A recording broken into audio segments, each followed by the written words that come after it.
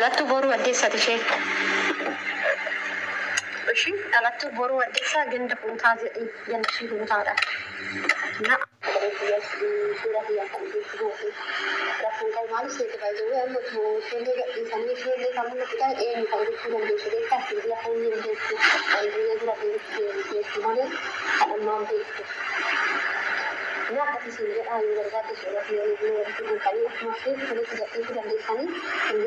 Buletin kuni akkasin asirratti argaa jirtan kana jechuudha. Na ergaa turte jechuudha. Namni bichuu wal baafatee yeroodhaaf walii dhaabata. Anwar jaakka keenaa garree garaan koosuma yaadata. Fi ararrii jaalalli waaqayyoon ni fayyee hordoftoonni saarontuu biyya keessaa fi biyya alaa hordoftoonni amantaa biraamoo ashamaa harka fuunee isiniin jedhee jira. Guyyaa irraa kana immoo jechuudha kanan isiniif qabadhee dhufee obboleettii keenya tokkodha jechuudha.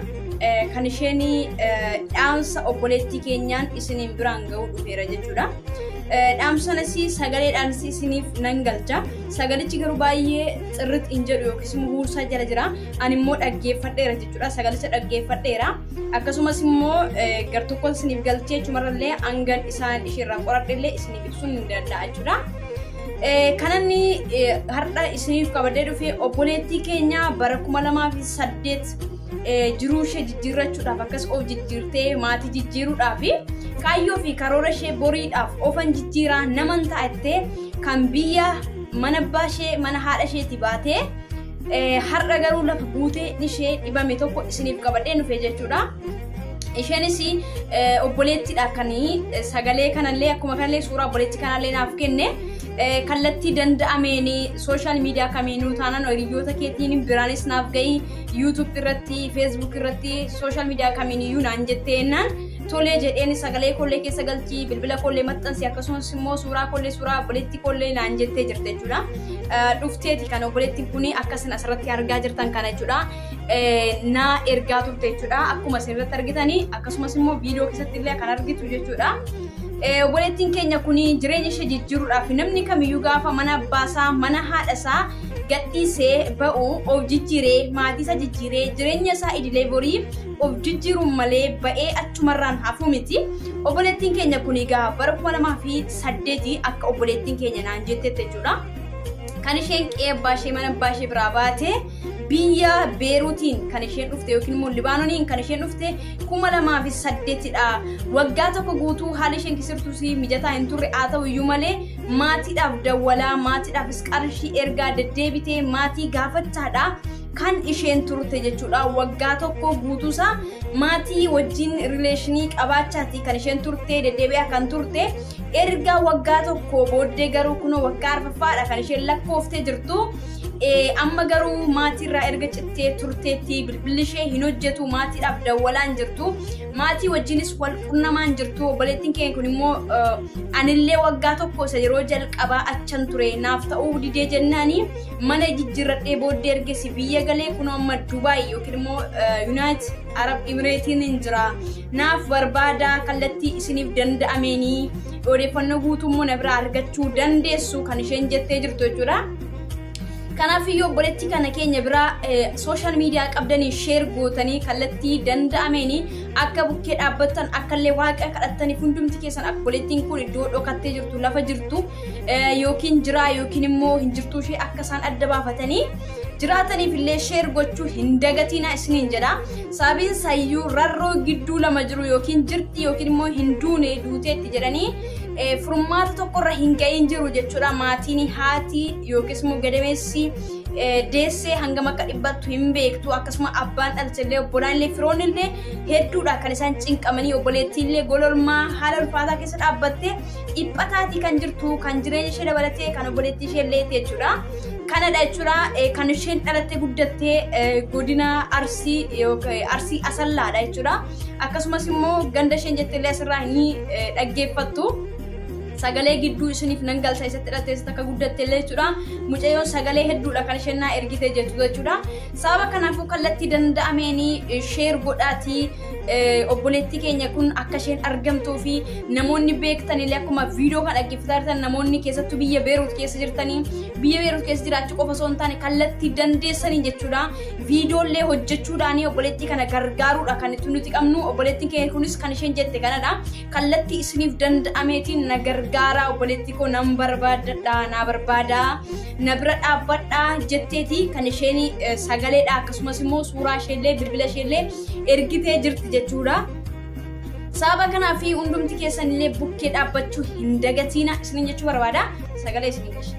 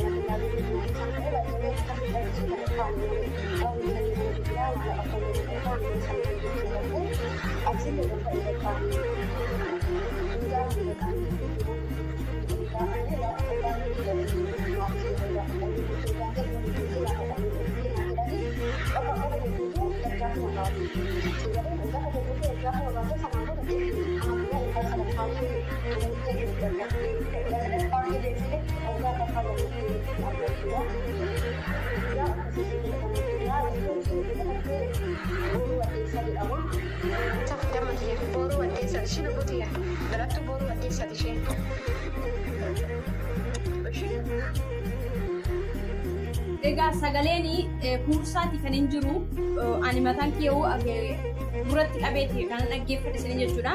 Egaa gandi ishee Booroo Waddeessaa ta'e yookiis immoo ganda Kuntaa yookiis immoo Arsii Asallaa keessa aanaan immoo jechuudha. Kan isheen dhalattee guddattee maqaan ishee Muluu Nuguseeti. Wayina isheeti immoo mucaa adaadaa isheeti yookiis immoo obbolaama jechuudha. Egaa obboleettiin kun haala hedduu dhiphataadha kan isheen keessa jirtu na barbaada.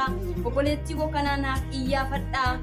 Na gargaara na bukkee dhaabadha na jalaa baddeetti waggaa 4 guutuu osoo hin argin sagalee ishee osoo hin dhagayin eessa akka isheen jirtu maal keessa akka jirtu du'aa fi jireenya ishee hin beekinidha kan nuti jirru. Akkasumas maatiinis kanumaaf dhiphataa jiru. Maatiinis nu bilbilaa hin jirtu. Nuunis quba hin qabdu. Yeroo jalqabaa qofadha kan isheen maatii wajjin wal qunnamaa turte. Amma garuu yeroo dheeraa turteetti maatii isheen dubbistu eessa akka isheen jirtus namni ishee quba qabu tokkollee hin jiru. Maatiinis haala dhiphaa keessa jiru. Anis immoo dhiphadheen jira. Obboleettii kana argachuu nan barbaada. Kan sagalee naaf ta'atii na gargaara. Lafa isheen jirtu naaf barbaada naaf iyyaafadha jetteeti kan isheen jirtu obboleettiin keenya ween isheeti jechuudha. Akkasuma Muluu Nugusee kan mucayyoon barbaadamtu immoo jechuudha. Sababa kanaaf obboleettii keenya kana gargaaruun nu bira jira. Dirqama Oromummaa qabna, walitti Oromummaa qabna, lafa walitti qabna jechuudha. Sababa kanaaf iyyuu adaraa isiniin jedha sheer godhaa obboleettii keenya bira gargaaraa qaqqabsiisaa adaraa namoonni argitan akkasumas immoo namoonni kallattii beekamu hin beekamne lafa obboleettiin keenya jirtu kun namoonni beektan adaraa keessanii obboleettii keenya kana qunnamaatii haala dhiphaa keessa kan isheen jirtu yaadda'aadha boo'aadha kan isheen jirtu waan ta'eef rakkina kana keessa ishee kan baddeefis ofiishees dhiphataa maatiinis dhiphataa jeeqamaa jira waan ta'eef gargaaruu qabna isiniin jechuu barbaada. Sababa kanaaf iyyuu kallattii dandeessaniin sagalee ta'uu fi dugda duuba hin deebi'inaa fi isiniin jechuu nan barbaada. Maaliif ree guyyaa har'a rakkinaa guyyaa dhiphinaa akkasii kana bukkeen dhaabban waliin gargaarra yoo ta'e yoomiif wal gargaarra yoomiif waliif iyyina yoomiif Oromoo waliin jenna isiniin jechuun barbaada. Akkasuma namoonni Beeruutiin kontaaktii biiroo wajjin walitti dhufeenya qabdanillee akkasuma qunnamsiisuu ni dandeessu jechuudha. Maaliif obboleettii kana tarii karaa biirootiillee argamuu dandeessi. Maqaan paaspoortii ishee Muluu Nuguseeti. Namoonni hariiroo cimaa yookiin immoo hariiroo waliin qabdan akkasuma lakkoofsa biiroo qabdanillee wal qunnamsiisuu ni dandeessu. Hadaraa obboleettiin keenya kun haati dhaltee abbaan dhalchee obbolaan garaan isaanii akka ciisutti jechuudha.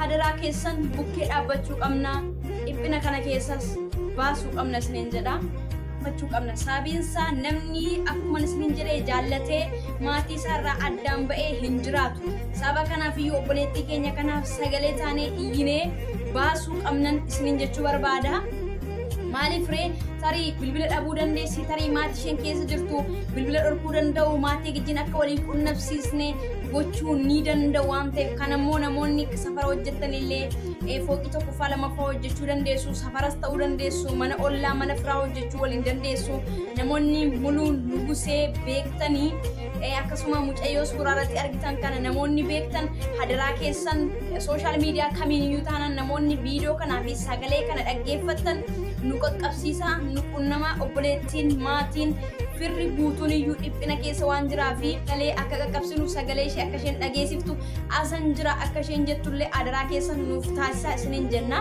gargaaraa adaraa oromummaan isiniin jechuu barbaada namni jireenya isaa of jijjiiruudhaaf fi kaayyoof karoora isaa maatii isaa fira isaa jireenya isaa idilee boriidhaaf jecha biyyaa ba'a waan hundumaa ofitti cufee fedhiisaa isaa kaalee kaayyoodhaaf hidhatee hojjetata akkasumas obboleettiin keenya kun waggaa tokko guutuu yeroo maatiidhaaf haasaa maatii wal qunnamaa maallaqas ergaa kan isheen turte amma garuu waggaa 4 lakkaaftee fixachaati kan isheen jirtu maatii wal quban qabdu maatii dubbisaan jirtu maatii wajjin rileeshiniin qabdu namni tokko laba isheen jirtu kan beeku tokkollee hin jiru jechuudha kan maatiin jiran yookiis immoo dhaamsi maatiin obboleettii keenya waan isheetiif dabarsanii waan isheetillee akkasumaan kallattiidhaanii akka jedha kan isheen sagalee naan biraan qaqqabsiistee jirtu hadaraan isiniin jechuu barbaada toora sooshaal miidiyaa beekamu kamiiniyyuu taanaanii obboleettii keenya kana gargaaruu qabna bukkee dhaabbachuu qabna hadaraa isiniin jedha sagalee ta'aafi namni yoo jiraate